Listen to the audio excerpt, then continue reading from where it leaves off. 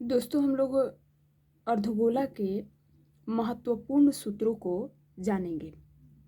जैसे अर्धगोला का आयतन निकालना हुआ, अर्धगोला के वक्र पृष्ठ का क्षेत्रफल निकालना हुआ, अर्धगोला के संपूर्ण पृष्ठ का क्षेत्रफल निकालना हुआ, तो हम लोग इन सब के लिए किन किन सूत्रों का प्रयोग करेंगे, उन्हीं सूत्रों के बारे में जानेंगे। अब अर्धगोला का मतलब क्या हुआ? एक गोले को आधा भाग को क्या कहेंगे? अर्धगोला। एक गोले को दो बराबर भागों में बांट दीजिए और उसके प्रत्येक भाग को क्या कहेंगे? अर्धगोला, जो हम लोगों के सामने है। ठीक है। और दोस्तों देखिए, ये जो दूरी है, इस दूरी को हम लोग क्या कहेंगे? त्रिज्या, जिसको यहाँ पर r से व्यक्त किया गया है। ठीक है। अब इस गोले का अब इस अर्धगोले का आयतन निकालना होगा, तो हम लोग किस फॉर्मूला का प्रयोग करेंगे? ये लिखा है यहाँ पर, एक अर्धगोला का आयतन बराबर 2/3 पाई आर क्यू। ठीक है। 2/3 इसमें पहले से ही है, और ये जो है इसको पाई बोला जाता है, जिसका मान लगभग 22/7 होता है। दोस्तों ये जो पाई है, इस पाई का वास्तविक मान 22/7 नहीं होता है, लगभग में इसका मान क्या होता है? 22/7। और आर जो है ये क्या है? इस अर्धगोले की त्रिज्या है।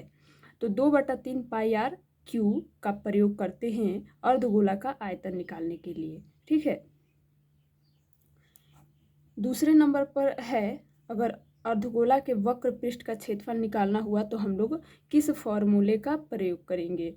तो देखिए, अर्धगोला के वक्र पृष्ठ का क्षेत्रफल बराबर होता है 2 पाई आर स्क्वायर। ठीक है। दो फॉर्मूले में पहले से ही है, और इसको मैंने अभी अभी बताया, ये क्या है? पाई है, जिसका मान लगभग 22/7 होता है, और आर क्या है? इस गोले की त्रिज्या है, यानी कि 2 पाई आर स्क्वायर का प्रयोग करेंगे अर्धगोले का वक्र पृष्ठ का क्षेत्रफल निकालने के लिए।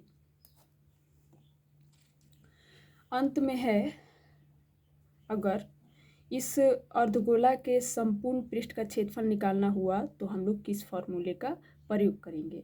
तो जवाब है दोस्तों कि अगर आप लोगों को अर्धगोला के वक्र पृष्ठ का क्षेत्रफल याद है, तो अर्धगोला के संपूर्ण पृष्ठ का क्षेत्रफल निकालने का फॉर्मूला याद करने की ज़रूरत नहीं है, क्योंकि आप लोग इसी के मदद से अर्धगोले के संपूर्ण पृष्ठ का क्षेत्रफल निकालने का फॉर्मूला आसानी से निकाल सकते हैं।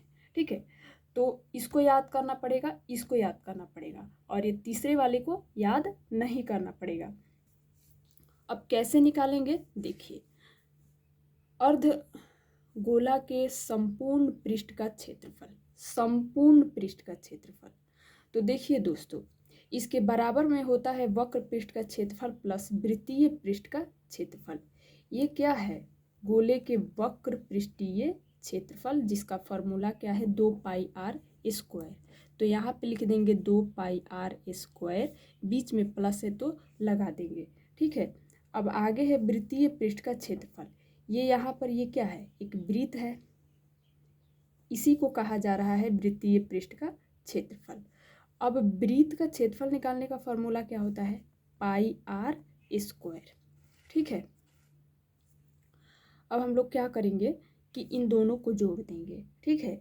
या फिर कॉमन लेकर भी कर सकते हैं, या फिर डायरेक्ट यहाँ पे जोड़ भी सकते हैं। तो देखिए, यहाँ पे 2 है, और इसका गुणांक क्या छुपा हुआ है? 1।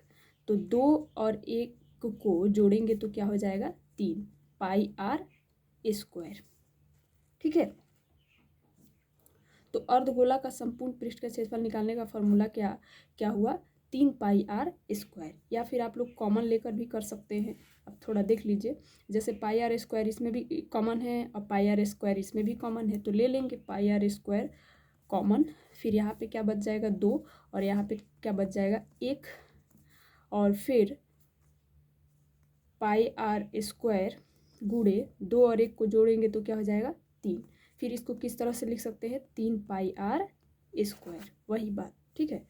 तो इस प्रकार से अर्धगोले का संपूर्ण पृष्ठ का क्षेत्रफल निकालने का फॉर्मूला क्या निकल के आया? 3 पाई आर स्क्वायर। किसकी मदद से? इसकी मदद से। तो हम लोगों ने क्या सीखा कि हम लोगों को ये याद करना पड़ेगा, ये वाला, और ये वाला याद करना पड़ेगा। ये वाला हम लोग इसकी मदद से निकाल सकते हैं। तो ये बहुत ही ज़रूरी फॉर्मूले हैं, इनको याद कर लीजिएगा।